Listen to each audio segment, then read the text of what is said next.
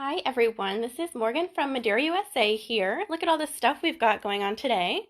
We're here with Nancy Minnie, our lovely embroidery expert at headquarters, in part 3 of a 4-part series we're working on. We're going into specific details on specific fabric types.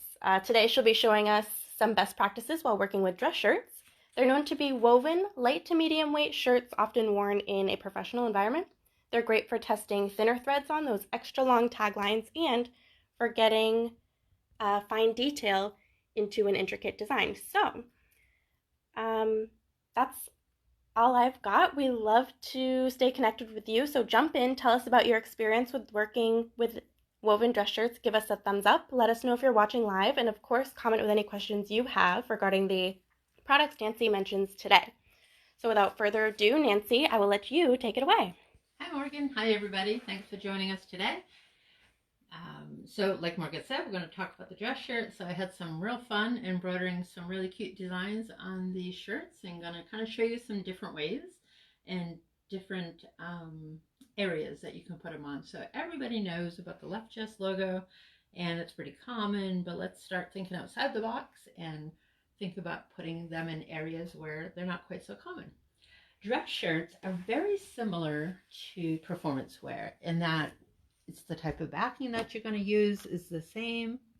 You can still use that light tearaway like we did with the performance wear, can help you hoop it a little easier. And the designs are going to be similar, a little more forgiving than with the performance wear because they're not quite as slippery, and typically they're not made out of all polyester like the performance wear shirts are. So let's talk about some of the designs that I did here and how I achieved them. So like I said, there's a few here that are simply left chest logos. Let's see if I can reach over here. I can hover over you here. Thank you, Morgan. So here we have a simple left chest logo, and that says Lady Van Lack. And it is done in the FS50. So FS50 is our thinnest metallic thread. And with those real thin column satin stitches, that worked out quite well. And kind of boring. I'm not going to show you how I hooped this because this was a real simple hoop. I used the performance wear white. So you can see there's a little bit of fraying. That'll go away after the first wash or two. I only used one piece because there's only a couple thousand stitches in there. Maybe about 3. So I certainly didn't need 2 pieces, but I did put that lightweight tearaway on the back side. So I'm just going to put that on the side. And this guy over here is another left chest logo, or a left chest horse, I guess you could say. So cute little design. Again, just a few thousand stitches in it. But this guy on that pink, I used the purplish magenta maybe, super twist thread. So that made it really interesting, and kind of hard to see on the phone, but I bet we can see a few sparkles. Yeah, that's a nice color choice. I like that. That guy. So super twist. Again, simple performance wear backing on the back. I trimmed it nice and close. It's a low profile, so you're not going to get any badge effect with that guy. But a super thick thread. It's a 30 weight. But it's also twisted, so that makes it even thicker. So for that reason, we recommend a 90-14 needle. And I got to be honest, when I embroider with this, I go up to the 116 needle. So as long as your machine timing on your machine can work with the 116 needle, I use it with this thread because I like to give it a little more room. And it stitches out perfectly for that reason. So that guy's simple left chest logo. That guy over there. And let's get into a few things. Actually, I want to talk about the thin thread because we did talk about that a little bit. So our thinnest thread that we have is poly neon 75 weight. And you can see these, if you have any of these yellow cores, you know that those are 75 weight. The thinnest thread that's pretty much available that I'm aware of when it comes to embroidery thread. So on this little guy, so that's probably less than 2 inches wide, maybe about 1.5 inches. And we're not losing any crispness in the lettering there. That looks really good. Yes. So notice I have the Easy Aqua here as well. And if you look at that guy, look at them side by side. It's a little hard to tell, but I used the Easy Aqua on this one, and it actually lifted the thread up just enough, and it gave it a little more crispness to those designs. Probably zooming in too close that it's crazy for these viewers. I bet it looks good. So nice thin threads, a couple of different colors there that were used there, but most importantly, think about your Easy Aqua Supreme, the water-soluble topping that you can use for your thin letters, especially with a thin thread. And you can gain some more clarity on that. So not only is this a thin thread, maybe you noticed in the pictures, maybe not, I actually put them on the cuff of a shirt. So that was kind of fun. So let's talk about that a little bit. It's a large shirt, and it's a man's shirt. And one of the nice things it has is it has the double buttons here. And what that allows you to do easily is open that cuff right up. You can get it nice and flat. Tiny, tiny design. So I'm not going to use a real big hoop. This is my smallest hoop. Here's my bottom piece there. So notice you have, if I was going to hoop that in the middle, I've got all this open area here. So if I were to use my stick-on backing that I have here, please let us know what your experiences are with dress shirts. If you have anything you want to share, let us know. Love to hear some questions that we can address while we're here. Scissors there. Ramona says she loves 75 weight thread. Thanks, Ramona. We love it too. You can get pretty small with the letters when it comes to the 75 weight. They say you can get down to 2.5 millimeters high, so that's pretty small.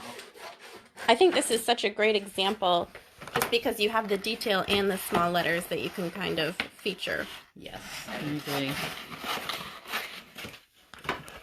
All right, so this is our stick-on tearaway backing. It's got the tearaway on this side. You can feel it because it's rough. The other side has the shiny paper that's going to come off, but not just yet. And so I talked about using the performance wear and the the Weblon no-show when it comes to your dress shirts. Think about your dress shirts as, like Morgan said earlier, they're lightweight or they're medium weight at the most when it comes to a woven fabric. Because of that, you still want to stick with a cutaway backing. But where I'm here on a cuff, the nice thing about your cuffs, your collars, your plackets, they all have a nice interlining that's sewn in between the front and the back. So because of that, I'm allowed to use the tearaway and be able to get away with the design. And it's going to look good because that lining that's inside those plackets, cuffs, and collars is very much like a backing. So it just provides that extra stability. That's great. Good to know. Yes. That's not what I wanted to do there yet. So if I were hooping this and the design wasn't on there, once you loosen this up a little bit, you can get your paper to come off. There we go. So sometimes you hoop this and sometimes you're just going to put it on the garment itself. So I've got the sticky side up. See? And say I want to try and put this right about in the middle. I would lay it down like that. Flatten it out good. We're pretending that design's not there right now. Now, if I were to go hoop this, I'm going to get stickiness on my hoop. And I don't want to do that because we've probably all done that. And you don't want to get stickiness on your hoops because then it hurts the next time you go to embroider. And it sticks and it doesn't hoop well. And I actually experienced that yesterday. So live and learn. For sure. So I'm just going to take that release paper. I put it on all the exposed there. So now I can go hoop this and I'm not going to get that glue on my hoop. Perfect. Right in the middle.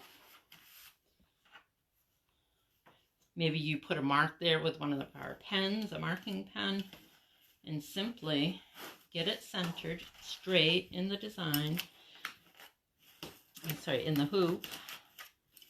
And then I'm going to loosen this up, make sure I got enough room in there. And remember, I've shown you how to use a ruler along with your hoop. So if I were to use these two screws as a reference point, Morgan, if you want to get right on top of there, I can see that I've got the edge of my line there lined up nice and straight. Perfect. So I've got a reference point. I've got my cuff straight. A little push there. Not the best hooping job. I'd probably redo that, but that's the idea. Now you can bring this to the machine. You can embroider it. You're going to take it off.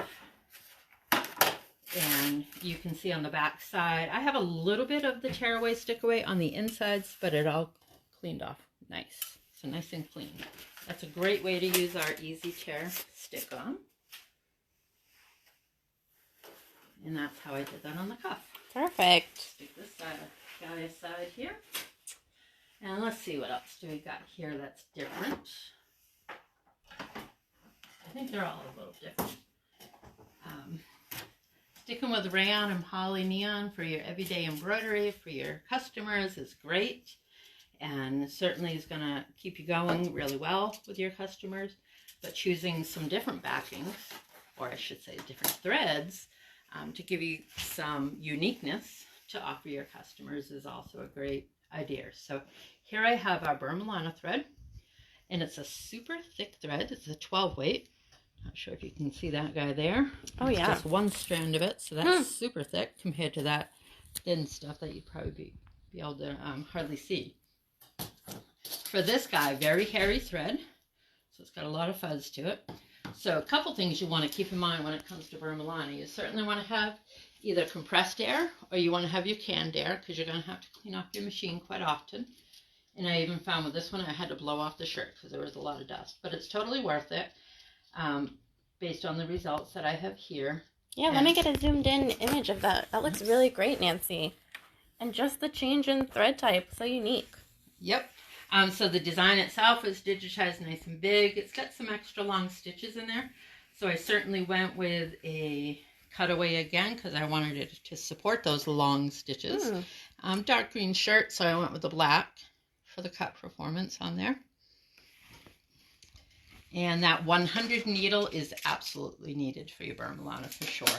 So keep that in mind. This is a nice twill shirt. So we talked about light and medium.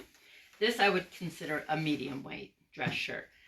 Dress casual, I guess this guy would fall under. If this was my husband's shirt and it was in his closet, I'd probably go for this if I was chilly.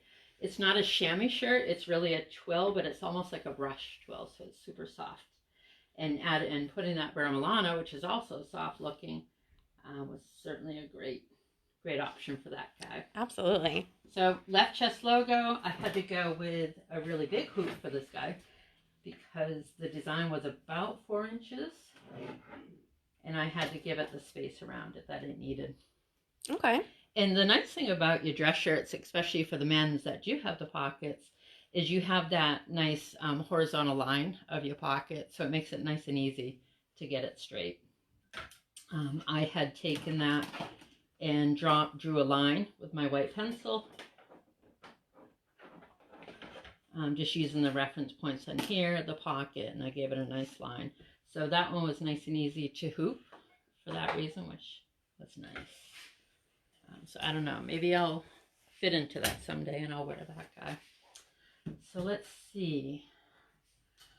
This little pink, I got another pink shirt. Of course. Pink is my favorite crayon. If anybody knows that reference, please let me know. So pink shirt. Again, on the cuff of the collar, I did the same thing with the tear stick-on. Actually, I'm sorry, I used the waffle for this one. And I used spray adhesive. If you want a little extra tack, so if I'm looking to hold this nice and still, I used our heavy tack, our 1000 spray. And I used that with our Easy Tear waffle.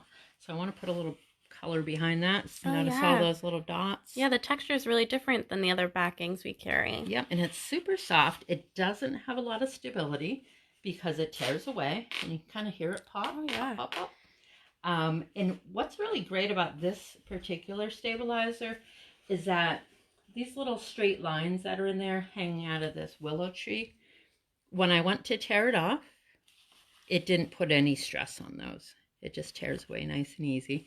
And again, that's a interlining that's in between the cuff. So that's going to hold that design really easy, or really well, I should say. So notice I did the brown and green CR thread. You don't have to change your needle for this guy, whether you're using a 65.9, 70.10, or 75.11. You can still use, you don't have to change your needles for that. But the pink was super pretty, so I added on the back of this. Cute. Just a really cute keyboard lettering. Digitizing real simple. And darn, that iron. It's always when you're embroidering on something light colored, it likes to put a little darkness on it. So I did that. But that should come out in the wash. But I didn't have time to wash that. But that's just so pretty on the back of the collar. So this one is just like the cuff. Notice it's on the edge like that. And that's going to fit inside my big guy. So I would have done the same, or I did do the same thing with this one. Make sure I didn't lie. Absolutely. I used our Easy Tear stick on again. I put half under there, put the paper on top so it wasn't sticking to my hoop. Put it in there. Made sure I had it facing the right way so that when you fold it down, somebody can see that. So that works great whether you have long hair up in a ponytail or short hair. People can see that on the back side. So that was really pretty. It seems like these shirts are really versatile as far as where you can put these designs. I would have never thought to put anything on the back of the collar, or even on the cuff. Yep, absolutely. I love, it wouldn't be a presentation for me if I didn't have tone on tone, because that is my favorite thing to do. And even though it's a little bit darker, it's still, it's kind of subtle, and it's and it's really pretty like that. And I just like the little things that are kind of hidden, that, oh, that's so pretty there. I would, like you said, I wouldn't think to put it there. But there's almost nowhere on a garment or a shirt or pants that you can't put embroidery. Sometimes you do have to disassemble, whether, it's the seam on a sleeve. Maybe it's the pocket. I've been known to take a pocket completely off a shirt, or a shirt or pants, and then put it back on. So sewing or construction is a good thing to have behind you for sure. So CR thread, that's great. The nice thing about these is there's the golds, there's the silvers, kind of your metals, your other metals, whether this one's bronze, copper, but the jewel colors are really what makes this guy stick out. So there's all kinds of jewel colors as well. So it gives you colored metallic thread. Let's see, I got a couple more here. And I think that I'm going to do this guy here. This was done in all rayon. Denim is this is a dress shirt again. Most denims are a medium weight. This one certainly is a medium weight. You can get some heavier ones as well. So I would treat this just like my lightweight. But notice, this guy has like 16,000 stitches on it. So that's quite a bit of thread that's actually on there. But because it's a medium weight, because it's the denim that has that really nice tight weave, it can hold it up. I put him a little too low, but he has a little stick there. So he looks like he's sticking in the pocket. So he was cute. That's really cute. So when I hooped him, I could use that big hoop like that. But notice that pocket was in the way. So I just took the little handy pins here. And I did it after I hooped it. But essentially, I just pulled the pocket down. Put the pin like that. Oh, nice. So it kind of held it out of its way. I might have done it a little tighter. Maybe I did it the other way like this. But that's just a way to pull that pocket down and make him look like he's sticking out of your pocket. Right on your left chest, he's huge. Great for the upcoming seasonal thing. So I couldn't stop there. And I wanted to put it on the back as well. So I did this little guy. I shouldn't say this little guy. These little guys. Oh, these are cute. So pumpkins with some scroll work. And So lining that up to go along with the seam, I had to use this big, huge guy. Oh, a bigger hoop. Yeah. In order to fit that in there, because that was all one design, about 10.5 inches. I use my tear stick-on with this guy. I cut it big enough for the hoop. I turned the jacket over. I'm sorry, shirt, not jacket. I turned her over and I stuck it right on there. And I made sure that this part here was nice and straight, or flat, I should say, and straight. But then down here, you can't really get it real flat here, but you didn't need to because, again, I'm embroidering up here. I did use the tear stick-on, so most of it comes out. You could work on that a little more if you wanted to get a little more of it out. But again, that's double. I don't think there's a lining in here, but it is double fabric. So you're getting a lot of stability in there. Awesome. And that's going to hold up really well. I have one more shirt to demonstrate.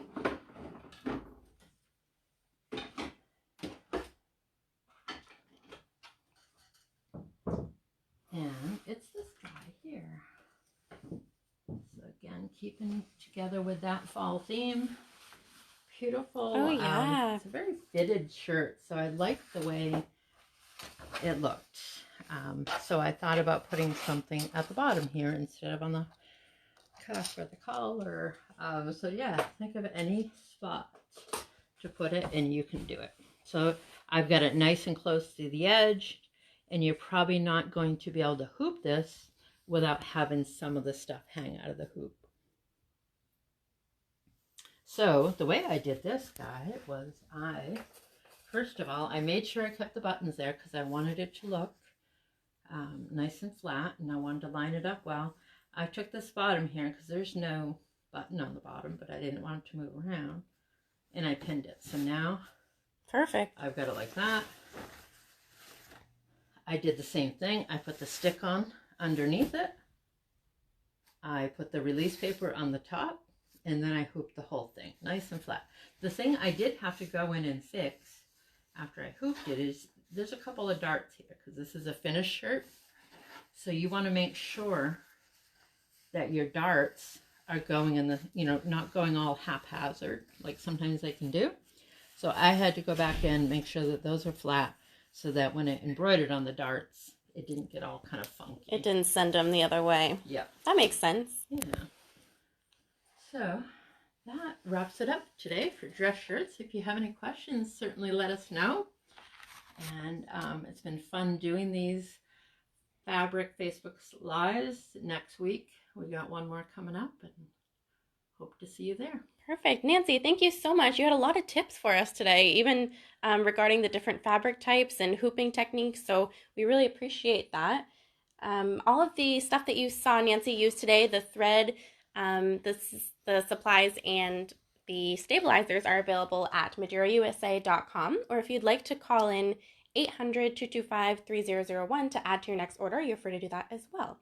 If you haven't heard us mention it, we are in the midst of the series, and next week is our last one. We're going to be talking about rain gear, and that will complete our garment-specific kind of trip. So that's all from us. If you think of any questions, please comment here. We will get them answered for you. Thanks so much for watching. We are Madeira USA, and we will see you next time.